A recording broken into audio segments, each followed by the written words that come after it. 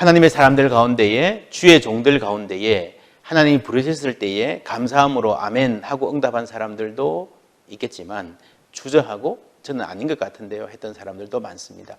가장 강한 예가 예레미야일 것입니다. 예레미야는 요시야, 히스기야 다음에 이제 이스라엘의 마지막으로 훌륭한 왕이라고 기록되는 요시야 때 예언을 시작했고, 요시야가 죽었을 때에 애가를 지어서 슬퍼했다는 기록이 나왔었죠. 그리고 그 다음에는 여호야김, 시드기야까지 내리막길로, 유다의 역사가 내리막길로 가서 시드기야 때 종지부를 찍는 것을 쭉 경험했던 예언자, 슬픈 시대에 살았던 눈물의 선지자였습니다. 1장에 보면은 소명기사가 나오죠.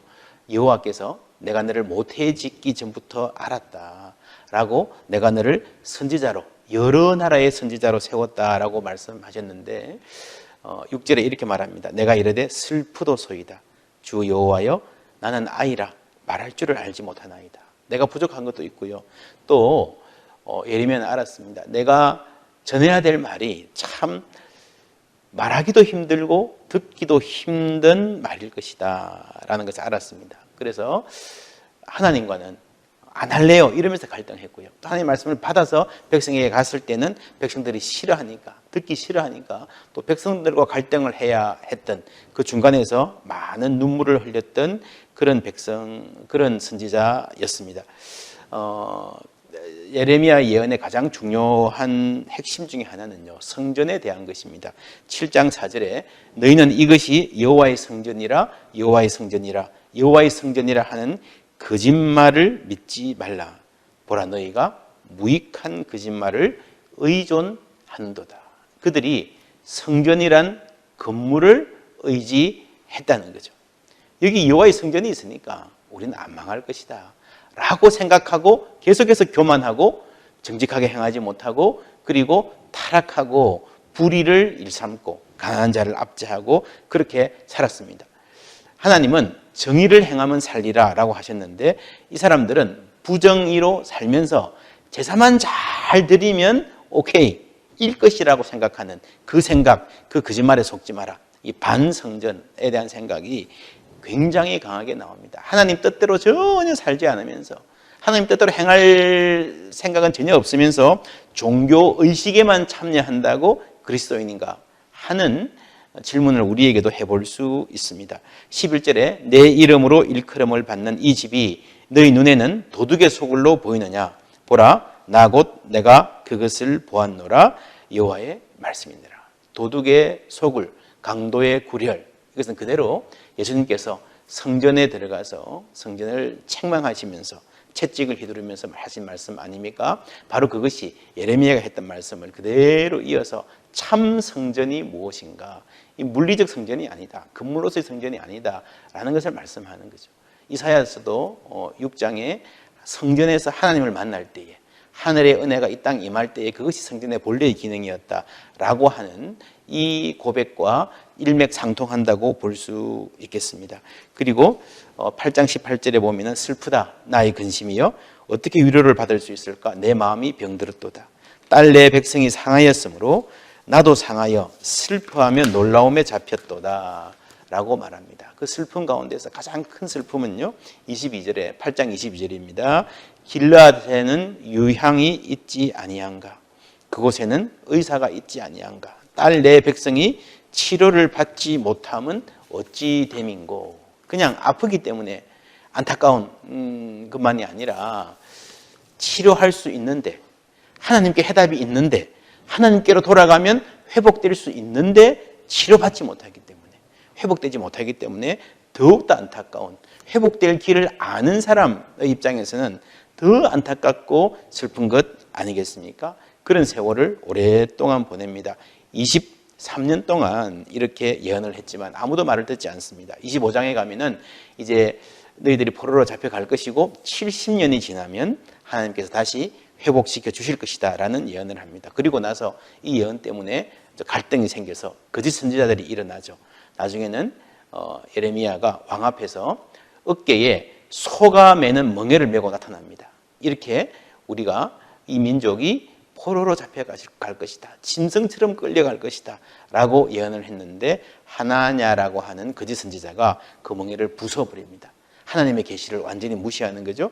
이 하나냐는 2달 후에 죽게 됩니다. 그리고 이제 29장에 보면은 이미 바벨론의 포로로 처음 잡혀갔던 사람들에게 편지를 쓰는 장면이 나옵니다. 거기에서 29장 7절에 너희는 내가 사로잡혀 가게 한 그 성읍의 평안을 구하라. 거기서 집 짓고 농사 짓고 아들 낳고 딸 낳고 살아라 라고 얘기합니다. 이런 바벨론의 포로로 잡혀가는 것만 해도 얼마나 끔찍한 일이었겠습니까? 빨리 집에 돌아가고 싶어요. 빨리 회복시켜 주세요 하는 사람들에게 거기서 정착해서 살아라, 버텨내라 라고 이야기하는 것이 어쩌면 오늘 우리가 코로나 때문에 많은 상황이 바뀌었고요. 앞으로도 예전과는 다른 시대가 계속될 텐데 그런 뉴노멀을 이야기하는 한 단편이라고 볼 수도 있겠습니다. 그리고 31장에 가면 새로운 희망이 나옵니다. 새 언약, 내가 너희들과 새 언약을 맺을 것이다. 31장에 나오는 새 언약이라는 말에 주의해서 보십시오. 이 새 언약이라는 말을 줄여서 말하면, 한자로 말하면 신약이죠. 신약이라는 말이, 구약과 신약이라는 말이 바로 여기서 나왔습니다. 그 신약은 곧 내가 나의 법을 그들의 속에 두며 그들의 마음에 기록하여 나는 그들의 하나님이 되고 그들은 내 백성이 될 것이라. 우리의 마음에 하나님의 법을 두는 그 새 언약, 성령으로 그 백성들을 새롭게 창조하시는 새 언약을 약속하는 것이 눈물의 선지자, 멸망할 것만 예언할 것 같은 이 눈물의 선지자의 입에서 나왔다는 것은 굉장한 희망이죠. 그리고 이제 32장, 33장에 보면은 밭을 삽니다. 밭을 산다는 말이 무슨 말이겠습니까? 이 땅이 다 황폐하고 포로가 되어가지고 바벨론으로 다 끌려가고 영영 거기서 못 돌아올, 피난 가는 사람에게 이제 영영 고향에 못 돌아올 것이라 라고 하면 피난 가기 전에 밭을 사겠습니까? 집을 사겠습니까? 밭을 산다는 말은 바로 돌아올 것이다. 돌아올 기약, 그 희망을 거는 것 아니겠습니까? 이렇게 예레미야는 행동으로, 액션으로 마치 연극 배우와도 같이 자신의 행동으로 하나님의 뜻을 보이는 행동 예언을 많이 남겼습니다. 그리고 36장에 가면은 이제 예레미야가 하나님의 말씀을 받아서 바룩에게 쓰게 해서 왕 앞에 읽게 하는데, 하나님의 말씀을 낭독하는데 왕이 그것을 가지고 와서 불살라 버립니다. 하나님의 말씀이 전해지는데 그 말씀을 듣기 싫으니까 불살라 버리는 행동, 이 유다의 죄악이 가장 극에 달한 거죠. 이제는 더 이상 어떤 희망도 남지 않게 되었습니다. 그 장면이 참 마음 아프게 생생하게 그려져 있습니다. 39장에 가면은 예루살렘이 함락되는데 바벨론 왕 느부갓네살이 와서 예루살렘은 함락하지만 예레미야에게는 존중을 표시합니다. 그리고 사람들을 바벨론으로 일부 데리고 가면서 예레미야에게 같이 가시겠습니까? 물어보는데 예레미야가 거절하고 그 땅에 남고 바벨론 왕이 그다랴라는 사람을 총독으로 세웁니다. 이제 이 땅은 바벨론이 관장한다. 이 총독의 말을 잘 듣고 이 그다랴를 따라서 잘 이제 바벨론에 순종하며 살아라 하고 갔는데 백성들이 반역을 일으켜서 그다랴를 죽여버립니다. 어떻게 할 수 없는 상태가 됩니다. 그리고 그 팀들이 이제 애굽으로 도망가죠. 가면서 예레미야와 바룩을 끌고 애굽으로 가게 되는 겁니다. 당시에 애굽은 전통적인 강국이었고 아수르라는 나라가 강하다가 이제 망했고 이제 바벨론이라는 나라. 그래서 이 시대의 이 각축을 볼 때에 바벨론, 아수르, 애굽 이런 강대국들 사이에서 이 이스라엘과 유다가 어떻게 행동하는가, 어떻게 자신의 진로를 모색하는가를 눈여겨볼 수 있습니다. 그래서 이제 바벨론하고 원수가 되었으니 애굽으로 도망가는 장면을 우리가 볼 수 있습니다. 46장에서 51장까지는 열방들에 대한 예언, 애굽, 블레셋, 모압, 암몬이 어떻게 될 것인가 쭉 이야기하고요. 바벨론에 대해서도 이야기합니다. 앞에서는 바벨론 가서 살아라, 그 땅을 위해서 기도해라 라고 했지만 결국에는 바벨론도 멸망할 것이다 라는 편지를 애굽에서 써서 바벨론으로 보냅니다. 그리고 바벨론에 가서 이 편지를 낭독하고 묶어서 거기다가 돌을 달아서 바벨론의 강에 유브라데스 강에 던지라라고 합니다.